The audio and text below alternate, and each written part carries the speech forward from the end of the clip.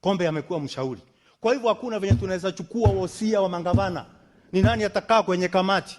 Kesho watakuja waseme hatutaki huyu, tunataka Mundege. Hatutaki huyu, tunataka. Kama ni hivyo, kwa nini basi tuwe na seneti? Kama Mr. Speaker, ningesema kwamba mtu kama unataka kusamehewa, nenda kanisa na ufuate Biblia huko. Lakini ukija katika jumba la seneti, utajibu maswali, utaudhika, lakini lazima utakuja kuwajibika, useme pesa za wananchi zimeenda wapi. Na niambie wenzangu waliotanjwa ya kwamba wasijali kwa sababu ya kuzungumzwa. Sifa nzuri inakuanga ni ya marehemu peke yake. Kwa hivyo sisi tutasemwa. Kwa sababu kazi lazima tutaifanya. Wakati kamati ya uhasibu inafanya kazi, msiogope kusema, atasema.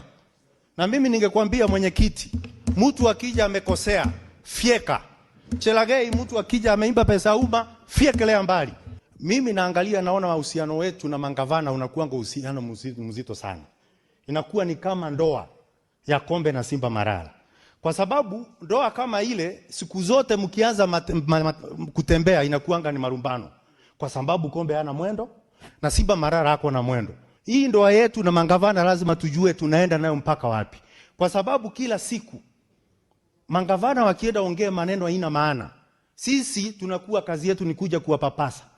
Mimi nasema kwamba mshale ukija usiku unarudishiwa njia hiyo hiyo usiku.